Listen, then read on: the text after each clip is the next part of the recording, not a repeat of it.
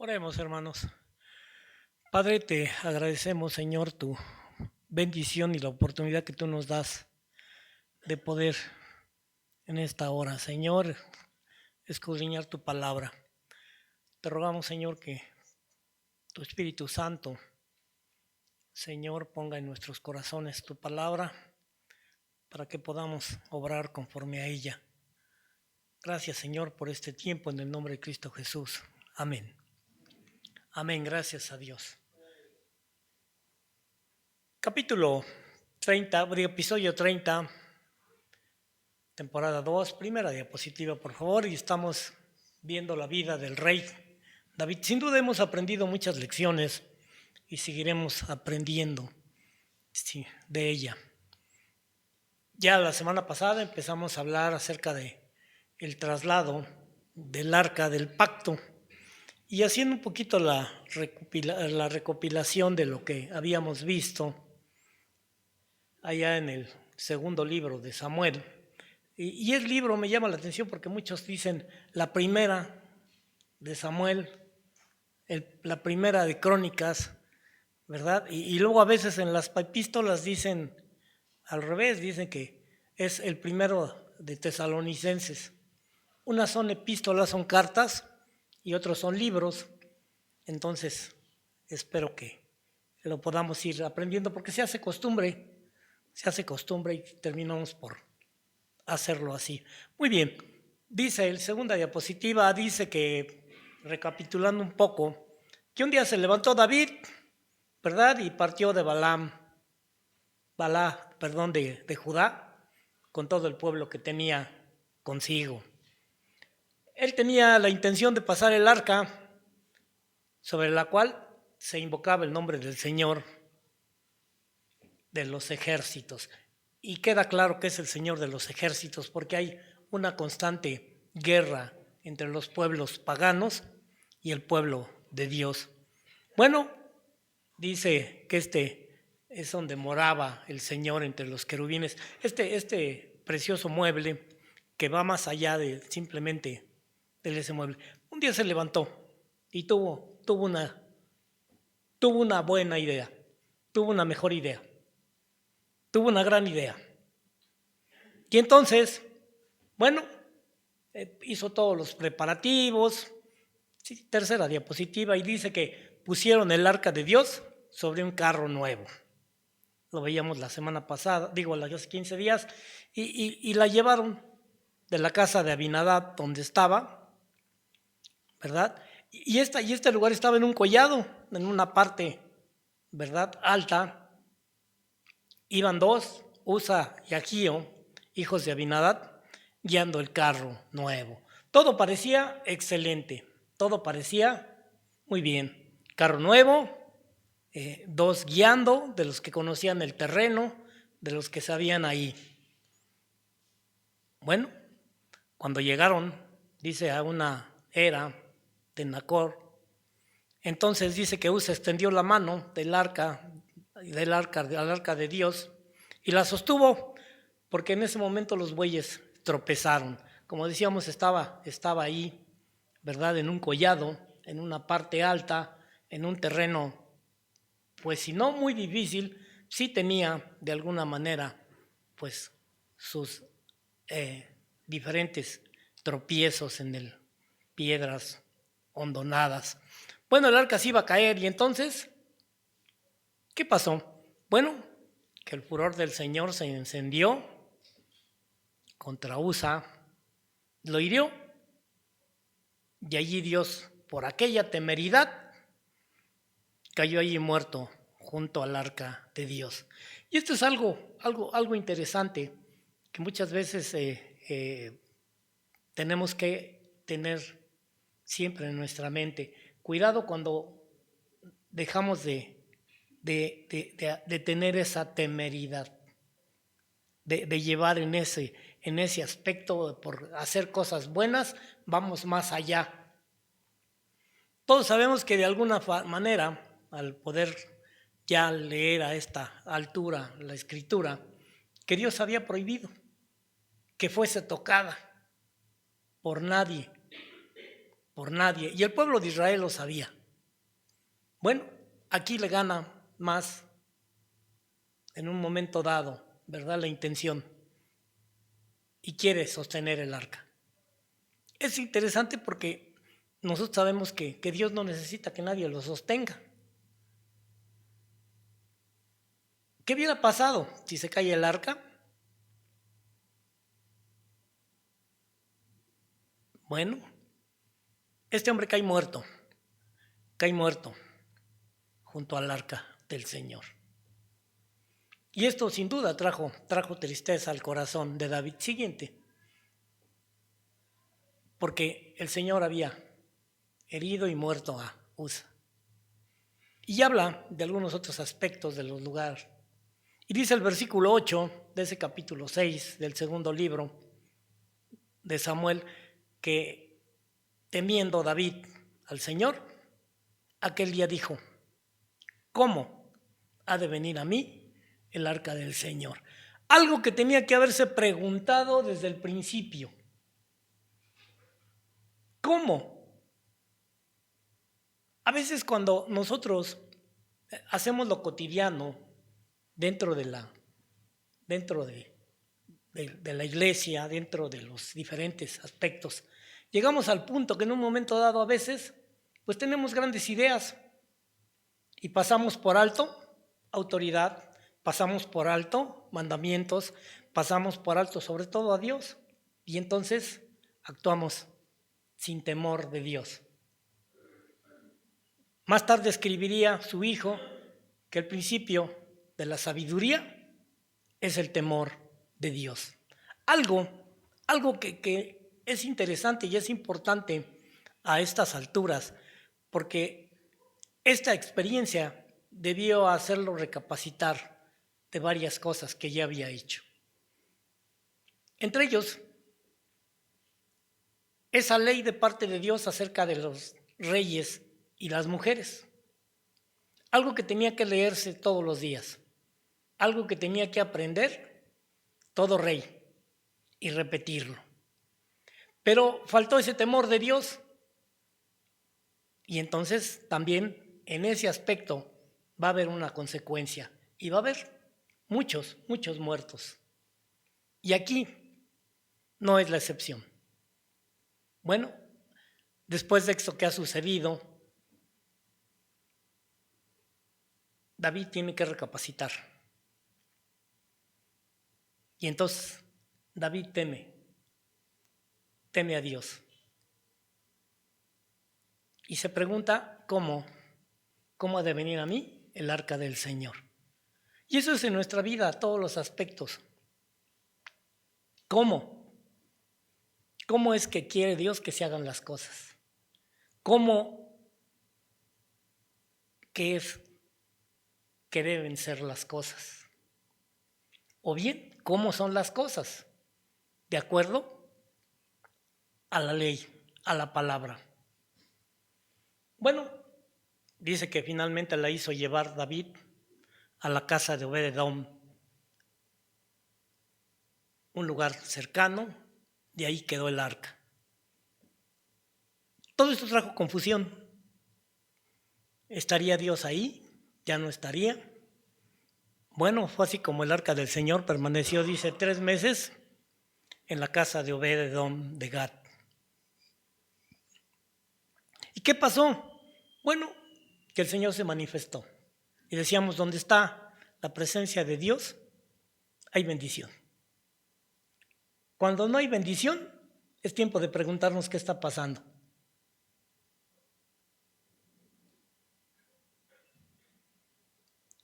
Y dice que el Señor lo bendijo a él y a toda su familia. Es una bendición cuando nosotros podemos creer en el Señor y saber que toda nuestra casa tiene la oportunidad de ser salva.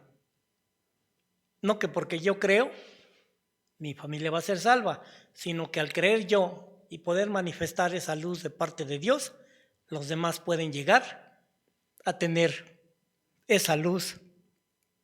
Y nosotros aún poder interceder delante del Dios Altísimo, delante del Dios que está allá, en las alturas, en lo más alto, tenemos entrada como cantábamos y poder interceder por ellos.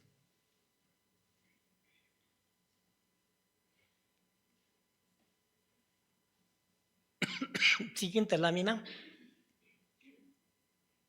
Bueno, dice el versículo 12, que esto lo llegaron a decir a David de lo que estaba sucediendo en la casa de Obed-edom y que Dios la estaba bendiciendo grandemente y que todo lo que tenía, ¿verdad?, estaba siendo bendecido a causa de la presencia de Dios, el arca de Dios. Dios así lo había manifestado, que Él se iba a manifestar entre los querubines y que Él iba a estar ahí, en medio, y ahí estaba. Y entonces David fue y llevó con alegría el arca de Dios de casa de Obed-edom a la ciudad de David. Pero es interesante cómo el primer libro de Crónicas, vamos un poquito ahí, al capítulo 15, nos da de alguna manera datos más extensos acerca de este traslado. Dice este primer libro, en su capítulo 15, el versículo 1, dice que hizo David también casas para sí en la ciudad de David. Esto es en Jerusalén. Y arregló un lugar para el arca de Dios y le levantó una tienda. Casa y tienda. Ya sabemos algunos que hemos podido leer más qué va a pasar más adelante. Pero otra vez Dios, que conoce las cosas, dice que David ya se había hecho, como vimos, ¿verdad? Aún esos embajadores que vinieron, trajeron canteros, carpinteros, trajeron madera, trajeron para hacerle un verdadero palacio, un enorme palacio. Bueno, él preparó esta tienda. Dice el versículo 2 siguiente, que entonces dijo David, el arca de Dios no debe ser llevada sino por los levitas.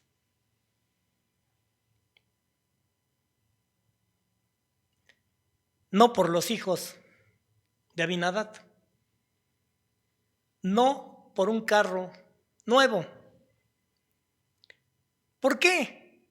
Bueno, simplemente porque a ellos había elegido Dios para que llevasen el arca del Señor. Sí, así se dan las cosas. Así son las cosas. Dios elige, Dios dice quién, cómo y cuándo. No es el que quiere, no es el que tiene ganas, sino simplemente que en su misericordia Dios elige para cada tarea personas. Y entonces él llega a esta comprensión.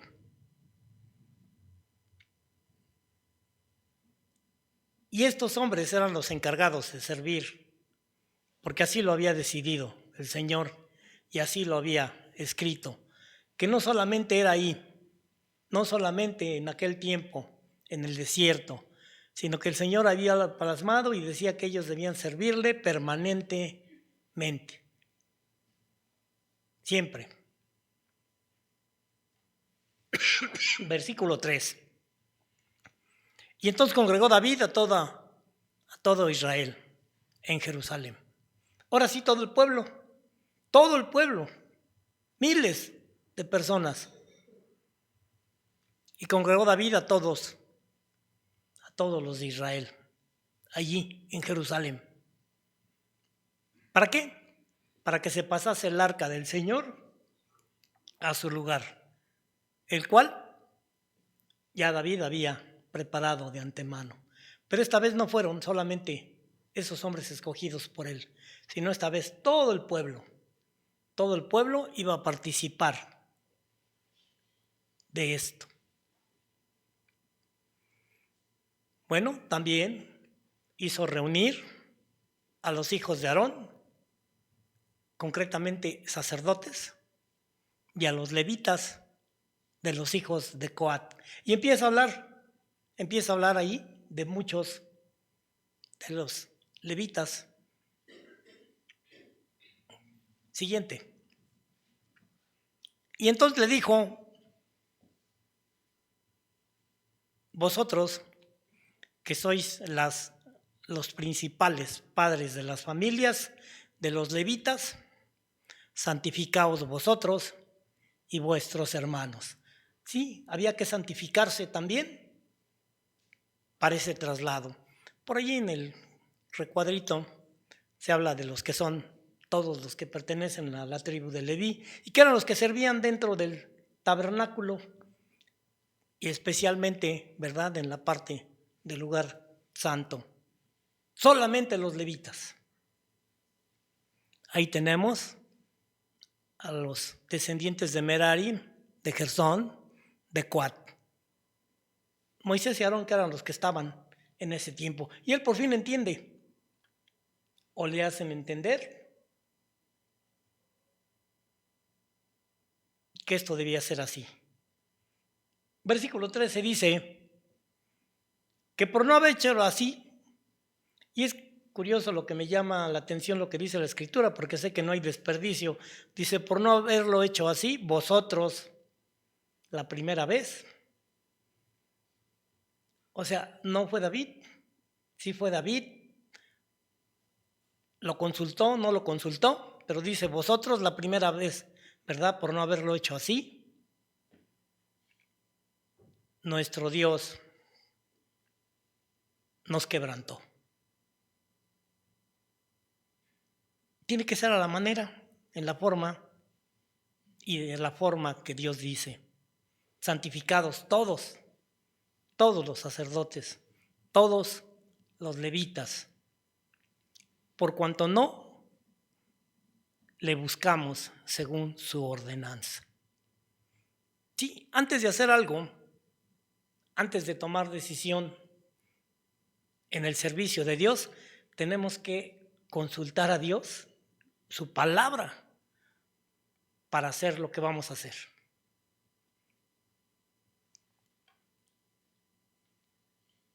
Siguiente, por favor.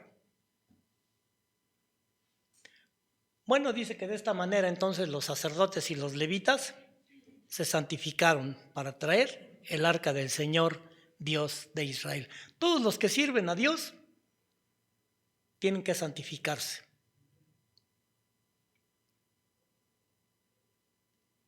Y todos venimos a ofrecer a veces sacrificios de alabanza. Todos espero que cuando lleguemos venimos santificados. Y habla de esas características que ya hablamos o que ya se pudo de alguna manera reflexionar, ¿verdad?, los pastores acerca de la santificación. Bueno, los hijos de los levitas trajeron el arca de Dios, como de la manera que Dios había dicho, no en un carro nuevo tirado por bueyes, sino sobre los hombros de los levitas. Y no había que tocar el arca, sino había unas varas que pasaban por unos anillos y esos eran como debía llevarse. De esta manera se había mandado por boca de Moisés conforme a la palabra del Señor. Allí en Éxodo 25 se habla de estas tareas de los levitas y en Números 4 nos da estos aspectos interesantes que sin duda era importante y que estaban escritas y que David había omitido y que a lo mejor los demás sacerdotes y los demás habían pasado por alto. Siguiente. Bueno, dice que de la misma manera David, ¿verdad?, dijo a los principales de los levitas que designasen de sus hermanos a cantores con instrumentos. ¿sí? De música, de salterio, de arpa, címbalos que resonasen. Ya nuestro hermano nos decía un poco la diferencia entre los címbalos que resuenan y los címbalos que no. Y alzasen la voz con alegría. Que cantaran, esos que cantan con alegría, esos que cantan con júbilo. Y se escogió además, dice el versículo 2, a Kenanías, principal de los levitas en la música, el cual fue puesto para dirigir el canto. Esto es algo que va a cambiar totalmente y que David especialmente va a poner mucha atención. ¿Y por qué escogieron a Kenanías? Dice, era muy fácil, porque era entendido en ello. No solamente tenía el privilegio por ser levita, no solamente podía hacerlo, sino que además tenía de parte de Dios un don especial, entendimiento para dirigir el canto. Es poder ver cómo Dios tiene todo ese cuidado, todos esos aspectos que se van dando. Y Sebanías y Eliezer, los diferentes sacerdotes que de ahí se mencionan, ¿verdad? Tocaban las trompetas. ¿Y quiénes iban ahora dirigiendo? ¿Quiénes iban adelante? Bueno, estos sacerdotes tocando trompetas delante del arca de Dios. ¿Qué diferencia? De dos que conocían el terreno y que eran muy buenos, de los que iban alrededor también. Pero no era así. Nosotros vemos en algunos de los pasajes, ¿verdad?, que estos sacerdotes siempre tocaban las trompetas y iban delante del arca. En varias de las jornadas al principio, después del cruce del mar para tomar la tierra prometida, podemos ver este evento. Siguiente, por favor. Bueno, y entonces David y los ancianos de Israel y los capitanes de millares, ese día había miles de gente del pueblo, fueron de entonces por el arca del pacto del Señor, de la casa de Obed-Edom, con alegría.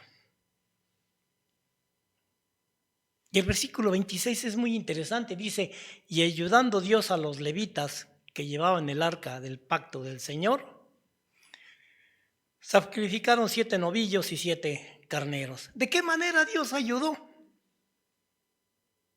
a los levitas? No era solamente allí la cuestión de la fuerza humana, podríamos decir, Él los fortaleció para poder cargar el arca, que tenía un peso considerable, la distancia, no se nos dice si hacían intervalos, parece que sí, y si ahí se cambiaban. Pero ¿de qué manera Dios ayudó? Bueno, una manera también a veces que Dios ayuda es facilitando las cosas, aceptando la manera en que se hacen las cosas. Todo sale bien.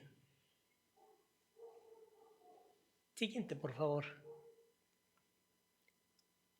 Bueno, aquí algo muy interesante, iban correctamente vestidos para este día tan interesante y tan importante.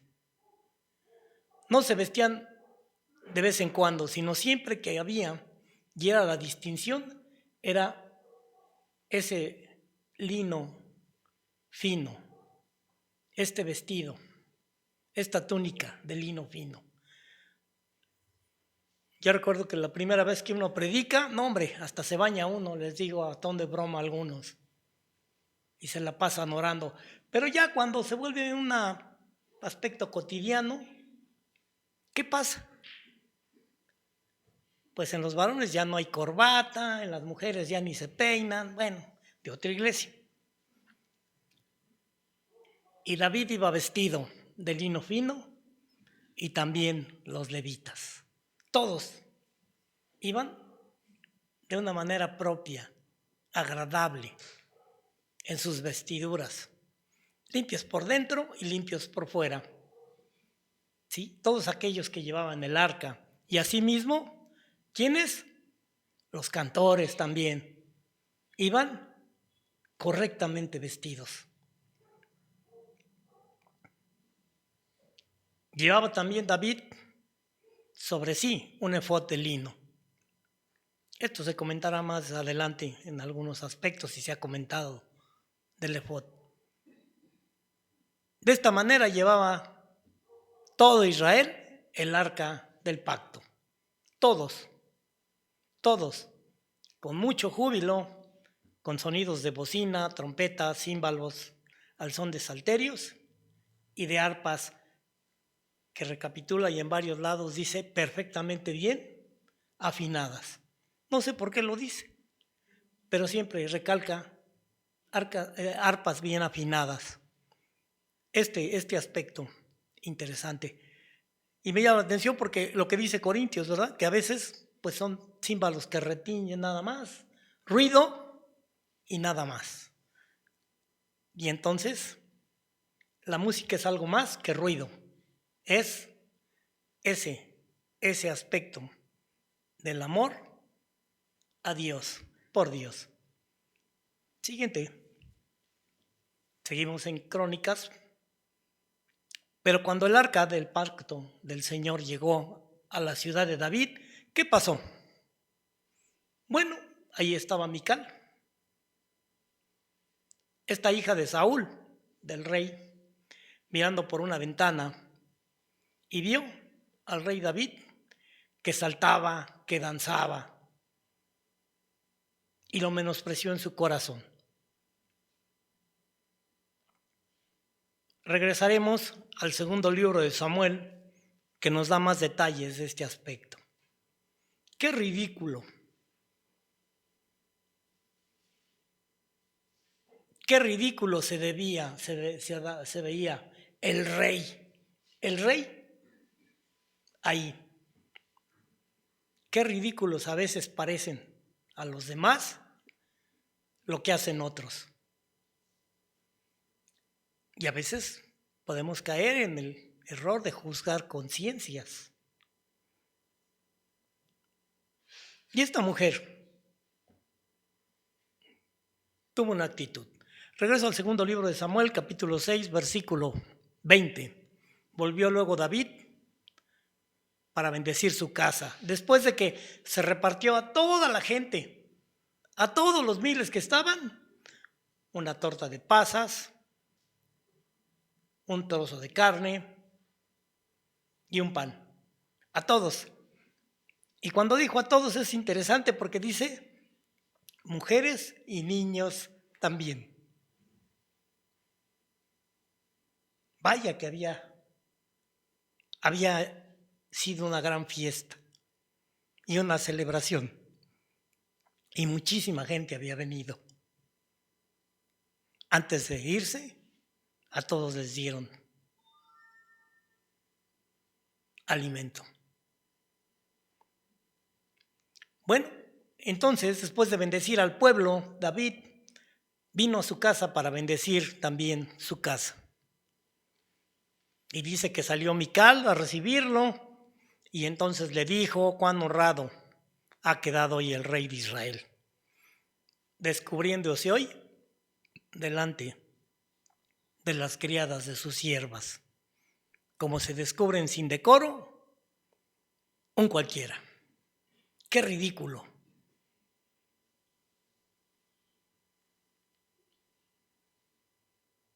Siguiente, por favor. David se molesta, parece, un poco y también responde. No sé cuál sea el énfasis que tenga en los siguientes versículos, porque puede tener diferente interpretación de acuerdo al tono, Pero dice que entonces David respondió a Mical: fue delante del Señor quien me eligió en preferencia a tu padre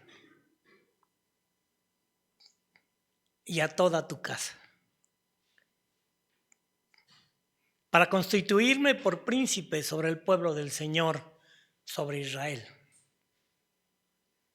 Por tanto, danzaré delante del Señor. Sí, tendré esa actitud, no de un rey altivo, no de un rey presuntuoso, sino de un siervo como cualquier otro.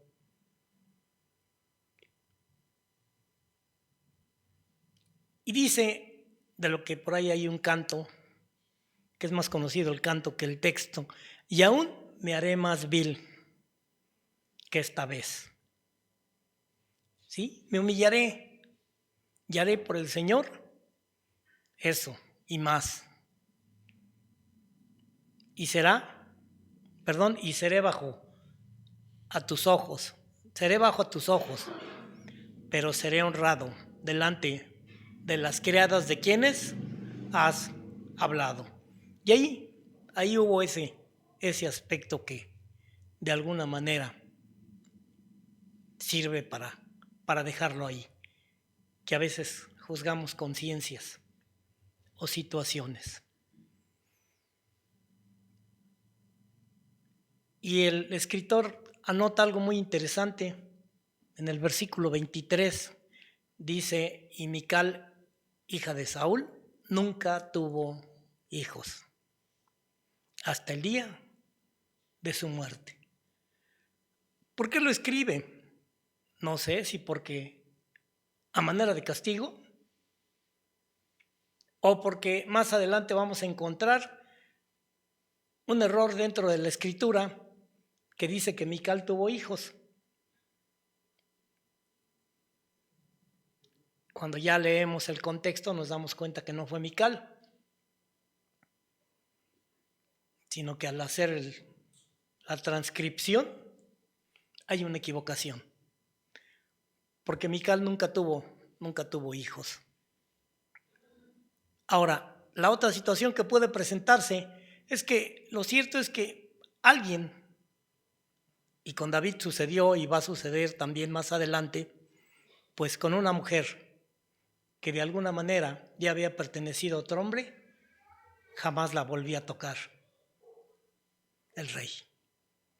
Es algo que más adelante vamos a poder ver con un hijo que hace una humillación tremenda con las concubinas de su padre, David.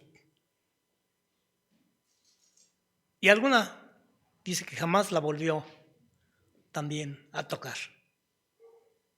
Jamás volvió a tener ninguna relación. Es pues de esta manera que felizmente va a llegar el arca ahí y va a estar por muchos, muchos años. Pero nos deja enseñanzas, la importancia de santificarnos para todos los que de alguna manera servimos a Dios, de nuestra conciencia, de nuestro corazón,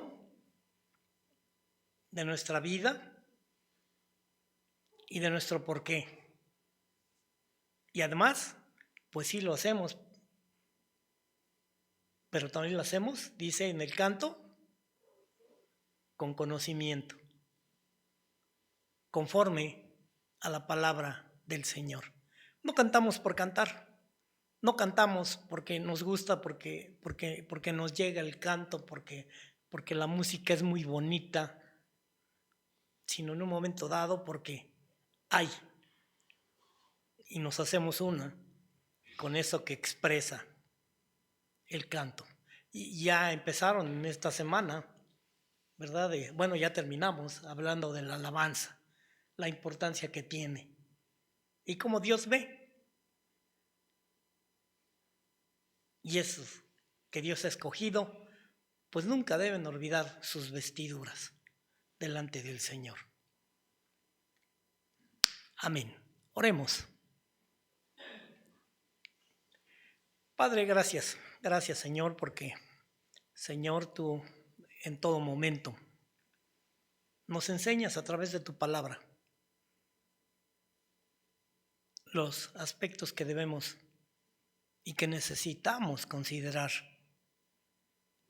Ayúdanos, Señor, para que no confiemos en nuestra fuerza, en nuestra capacidad, en hacer a veces las cosas porque así nos nacen,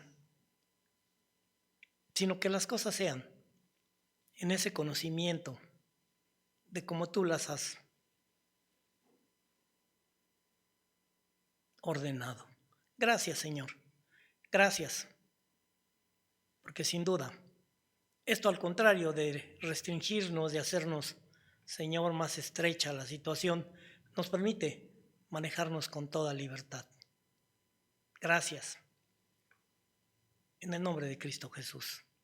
Amén. Amén.